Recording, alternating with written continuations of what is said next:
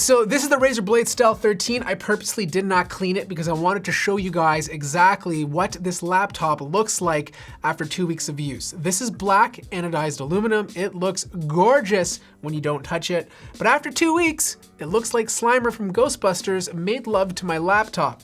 This year, or this time, they've increased the size of the chassis to incorporate the more powerful 10th gen CPUs and a GTX 1650 Max-Q. Now they've done this in a 13.3 inch form factor. That is a very small laptop to have a dedicated GPU that powerful inside of it. In fact, I think this is the most powerful 13-inch laptop I've ever used. So I just wiped down the laptop, gave it a little shower, a haircut, and everything is looking nice and clean. Port setup, similar to the previous model, USB Type-C, Thunderbolt 3, USB-A, headphone jack. On the other side, you get another USB Type-C port. This one is not Thunderbolt 3, but it does support power delivery, and USB-A. You have 4 lanes for PCIe, which means you can hook up an external GPU and take advantage of it. Now, because this is using a 1650, it comes with some great power.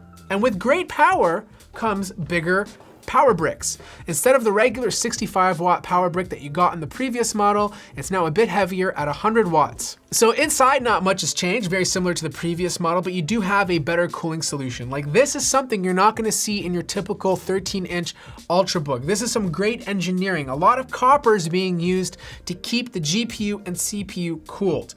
You do have a 2-fan solution. You have an upgradable or swappable NVMe SSD. This one has pretty good read and write speeds. And you have a brand new Wi-Fi 6 compatible card. This can be swapped out down the road, but if you have a router and a modem that can take advantage of it, you should see some pretty good speeds. Battery life, only 5 hours and 15 minutes doing productivity. It's not the best, so my suggestion is do not buy the 4K model because you'll probably get like 5 minutes, but for full HD, you're getting about 5 hours before needing to charge. So the display is the same as the previous model, great color reproduction, good for content creators, and most importantly for gamers. Windows Hello on the top to quickly log you in. Speakers sound great because they're on the top, same as the previous model. Touchpad, one of the better ones out there. Not as good as the Surface laptop, but definitely up there. Keyboard, not a fan of. I just don't like the placement of the right shift key. It's just a pain in the butt to get your finger to, and you'll find yourself making a lot of mistakes when you're typing. Performance is what really matters though. This is a 13-inch laptop and hands down one of the most powerful 13-inch laptops I've ever used.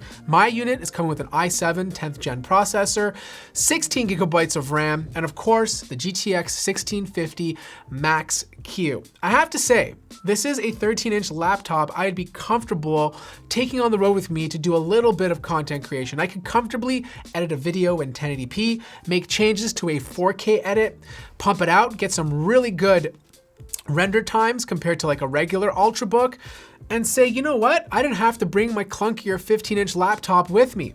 Now, gamers, you do get some good performance. You're not gonna be playing the newer titles on like high settings, maxed out or anything, but older titles can handle fine on high, but the newer ones, you're gonna have to drop it down to medium. Now, heat management on this laptop is really good. It doesn't get hot. Keyboard area never surpassing 45 degrees Celsius. Internally, CPU temps never surpass 70 degrees. It doesn't thermal throttle, it just power throttles. If you're utilizing the CPU to 100%, you're gonna get clock speeds between 1.6 to 1.8. If you're utilizing the CPU and GPU to 100%, clock speeds will go well below base clock to about 1 gigahertz.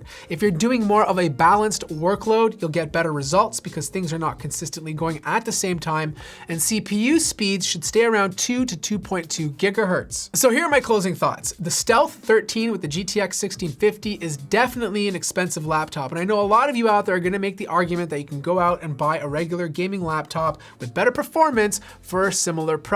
And you're absolutely right, you can. And if you're gonna be gaming and you're not traveling or moving around a lot, that's definitely the better option. But there are people out there who need to travel as light as possible with maximum performance. Razer has created something in a 13-inch form factor that doesn't really exist with any other manufacturer. If that person is you, whether you're a student or someone in a business profession, then this will give you a lot more power than your typical 13-inch UltraBook.